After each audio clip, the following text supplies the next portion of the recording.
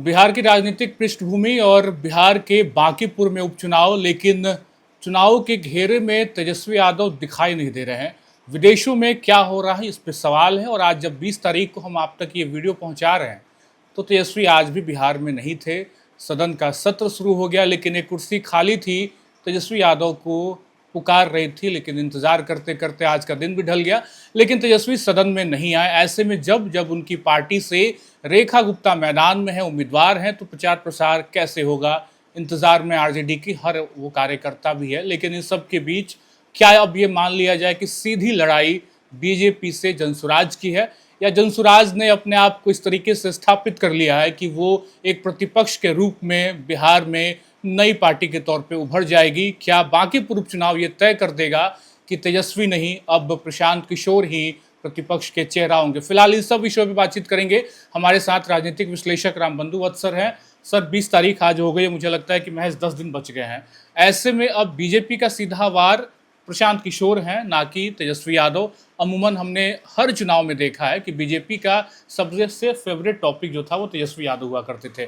चाहे वो पढ़ाई की बात हो जाए, चाहे चारा चोरी की बात हो जाए, चाहे लालू यादव की पुरानी फाइल खोल दी जाए, चाहे तेजस्वी यादव को दिल्ली में कोर्ट में पेश होना पड़े। इस बार कुछ दिख ही नहीं रहा वैसा, सीधा प्रशांत किशोर दिख रहा है।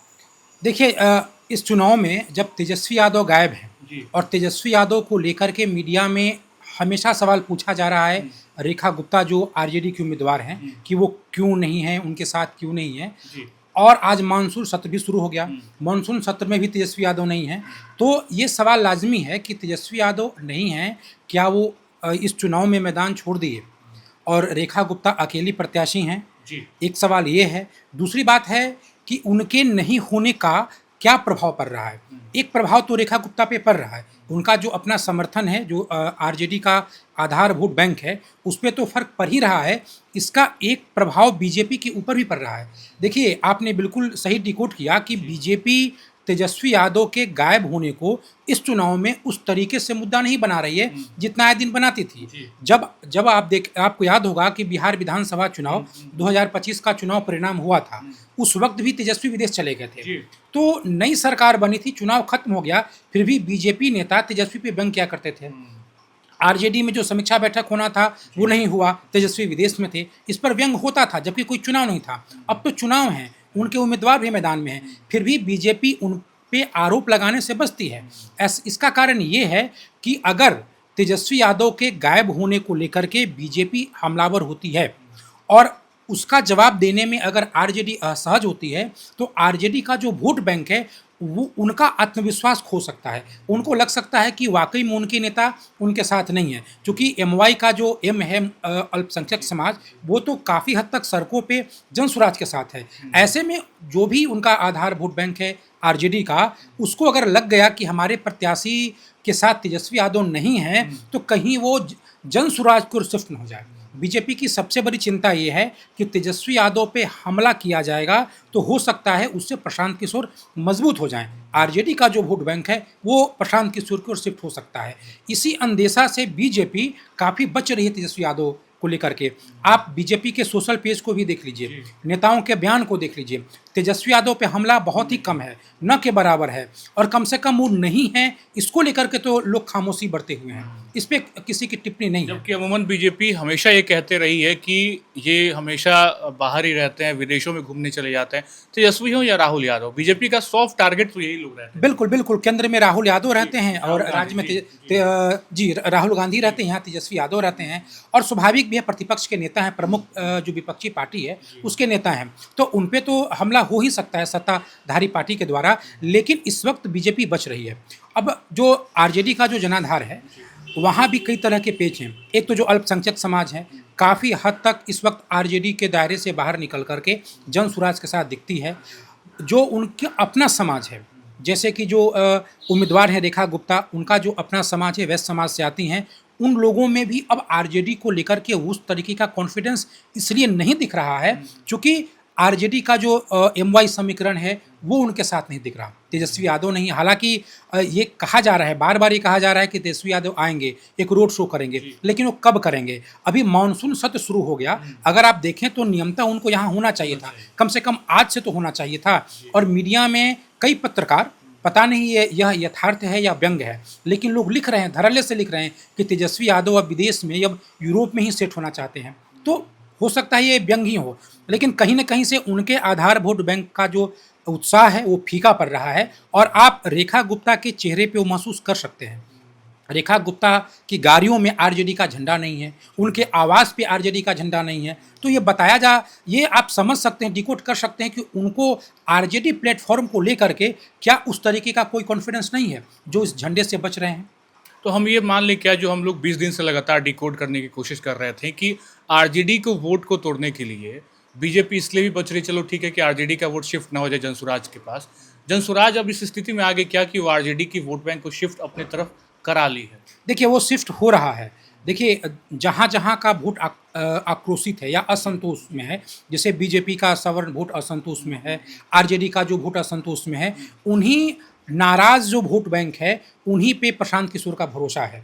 चाहे आरजेडी हो, एनडीए हो, हर जगह के नाराज वोट बैंक उनकी तरफ आ जाए, इसी पे प्रशांत किशोर अपनी राजनीति इस वक्त फिलहाल वो कर रहे हैं। ऐसे में मुझे लगता है कि सबसे अधिक सफलता उनको आरजेडी वाले जो नाराज वोट बैंक है उसी में मिल रही है। खासकर अल्पसंख्यक समाज तो बिल्कुल दिख रहा है। अब जो उनका यादव समाज है उनमें भी, आप यादव में भी कुछ यादव में भी ऐसा देखने को मिला है कि वो भी अब तेजस्वी यादव के उपस्थित नहीं रहने से रेखा गुप्ता की उम्मीदवारी को लेकर के असमंजस में है। तो ये असमंजस क्या उनको बीजेपी की ओर ले जाएगा या फिर प्रशांत किशोर की ओर ले जाएगा, ये भी एक देखने वाली बात है। तो इस मसले को बीजेपी अब उछालना ही नहीं चाह रही है कि तेजस्वी यादव कहाँ है। वो रेखा गुप्ता के भी प्रहार से बच रही है। आप बहुत सारे नेताओं का जो बयान देख रहे हैं बीजेपी के नेताओं का, वो प्रशांत किशोर के बारे में बोलते हैं, लेकिन वो रेखा गुप्ता के बारे में तो नहीं बोल रहे हैं। बिल्कुल, ये प्रशांत वर्सेज नीरज या प्रशांत वर्सेज नितिन नवीन नहीं दिख रहा है, रेखा गुप्ता तो वर्सेज में भी कहीं नहीं दिख रही है। जी बिल्कुल। अच्छा, एक एक सावधानियां दोनों तरफ से बरती जा रही हैं। एक तरफ बीजेपी जिसकी हमने चर्चा की वो तेजस्वी यादव पे हमला नहीं कर रहे हैं, दूसरी तरफ प्रशांत किशोर बिल्कुल बीजेपी की राष्ट्रीय परिपक्ष में आलोचना कर रहे हैं। वो नरेंद्र मोदी से लेकर के धर्मेंद्र प्रधान की आलोचना कर रहे हैं, लेकिन वो नितिन नवीन पे प्रहार नहीं कर रहे हैं। प्रशांत किशोर ये चाहते हैं कि ये जो मुद्दा है वो जो उनका बीजेपी के उम्मीदवार हैं वो बनाम प्रशांत किशोर हो जाए, यानी बीजेपी के उम्मीदवार बनाम जनसुराज के उम्मीदवार। उनको इस बात का इल्म है प्रशांत किशोर को कि अगर वो नितिन नवीन पे प्रहार करते हैं और नितिन नवीन बनाम प्रशांत किशोर हो जाएगा तो यहाँ से जीतना मुश्किल है। जितना मुश्किल क्या है, मतलब अपनी जमानत बचाना भी मुश्किल हो सकता है। इसीलिए वो चाहते हैं कि नितिन नवीन का जो मुद्दा है वो गायब हो जाए, उस पर वो प्रहार नहीं कर पा रहे हैं। और बार बार वो जो नीरज कुमार सिन्हा हैं, जो उम्मीदवार हैं, या बीजेपी के एक नेता जो जिसने कभी कहा था कि कौवा कुत्ता को भी वोट दे देंगे तो जीत जाएगा, तो उस पे वो प्रहार कर रहे हैं, लेकिन नितिन नवीन पे प्रहार नहीं कर रहे हैं। अच्छा, प्रशांत किशोर आरजेडी एंगल को भी बहुत कम टच कर रहे हैं। अमूमन वो बस यही कह रहे हैं कि सबसे बड़ी पार्टी बीजेपी आज इतने बड़े स्टार प्रचारक को उतार रही है, एक प्रशांत से बीजेपी डर गई। लेकिन वो ये नहीं कह रहे हैं कि एक प्रशांत मैदान में है तो आरजेडी कहाँ है, आरजेडी क्या कर रही है। ये भी इनका स्ट्रैटेजी है। बिल्कुल बिल्कुल। देखिए, अगर वो तेजस्वी यादव पे हमला करते हैं, अगर तेजस्वी यादव के समर्थक को प्रशांत किशोर की बातें चुभती हैं, जैसा कि वो विधानसभा में हुआ था, तो हो सकता है तेजस्वी यादव की अनुपस्थिति के बावजूद भी आरजेडी का जो वोट है वो एकजुट हो जाए। इसलिए तेजस्वी एक ऐसा मसला हो चुके हैं जिस पे न तो इस वक्त प्रशांत किशोर हमला कर रहे हैं, न ही बीजेपी हमला कर रही है। ये एक सबसे बड़ी बात देखने को मिला है। तो फाइनल अब ये क्या लेके चला जाए। हम लोग अब 10 दिन बाकी रह गया चुनाव के वोटिंग में। जो हमने शुरुआत किया था तो हमने देखा था कि जो पायदान बन रहा था संभव कहीं ना कि बीजेपी का समीकरण बहुत मजबूत था, तो वो 1 नंबर पे, 2 नंबर पे हम देख रहे थे आरजेडी है, 3 नंबर प्रशांत है। अब ये हायरार्की बदलती दिख रही है आपको? देखिए, अगर चुनाव प्रचार खत्म होते होते तक तेजस्वी यादव मैदान में नहीं आए, जैसे आज गुमनाम है वैसे गुमनाम हो जाएंगे, हो सकता है परिस्थितियां बदल जाएं। आरजेडी का जो वोट बैंक है वो प्रशांत किशोर की तरफ जाए और आरजेडी तीसरे नंबर पे आए। ये कहना कोई अतिशयोक्ति नहीं है, क्योंकि और आप ये देख लीजिए ना, बीजेपी भी जो हमला कर रही है वो अब प्रशांत किशोर पे ज़्यादा हमला कर रही है। तेजस्वी यादव तो ऐसे हो गए हैं जैसे वो 2025 विधानसभा के नीतीश कुमार हो गए हैं, जिन पे ना आरजेडी हमला करना चाहती है, न प्रशांत किशोर हमला करना चाहते हैं। वही हाल अभी तेजस्वी यादव का हो गया है।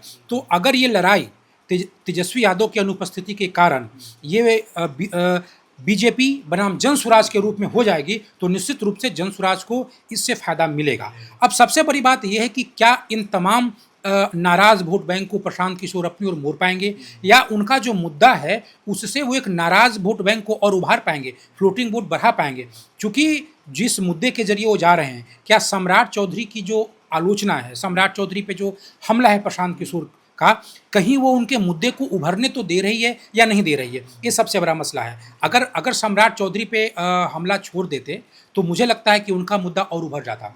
तो कहीं ना कहीं प्रशांत किशोर की भी उनके भी अपील की एक सीमा हो चुकी है, जो सम्राट चौधरी के जो आरोप है उसकी वो घेराबंदी में है। लेकिन फिर भी मुझे लगता है कि आरजेडी के कारण प्रशांत किशोर ताकतवर हो रहे हैं, और यही कारण है कि न तो प्रशांत किशोर तेजस्वी यादव पे हमलावर हैं और न ही बीजेपी तेजस्वी यादव पे हमलावर है। और प्रशांत किशोर अपने आप को अभिमन्यु बता रहे हैं कि 40 स्टार प्रचारकों में घिरे हुए हैं, उस तरीके से वो अपने आप को प्रेजेंट कर रहे हैं। बिल्कुल, तो ये अभिमन्यु क्या रन जीत पाएगा, ये देखना होगा, या फिर इस रन में शहीद होगा, ये भी बड़ा सवाल है। क्योंकि बात कुल मिला के है वोट की, और पदयात्रा में जो भीड़ है या जनसभा में जो भीड़ है वो कितनी शिफ्ट हो पाएगी वोट में, या फिर ये जो समीकरण हम देख पा रहे हैं शुरुआती दिनों से, उसको क्या भेद पाएंगे प्रशांत किशोर। क्योंकि अब हायरार्की बदलती दिख रही है, समीकरण थोड़े बहुत बदलते दिख रहे हैं। तेजस्वी की अनुपस्थिति किसे फ़ायदा ज़्यादा पहुंचाएगी, ये तो 30 तारीख को पता चलेगा, और साथ साथ 3 तारीख को जब परिणाम आएंगे।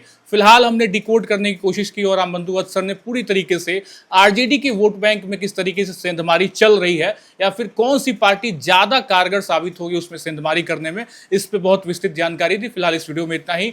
आप किस तरीके से इस चुनाव को देखते हैं ये कमेंट जरूर करिएगा। इस वीडियो में इतना ही। आप बन रहे खबर अनफिल्टर्ड के साथ। बहुत बहुत शुक्रिया।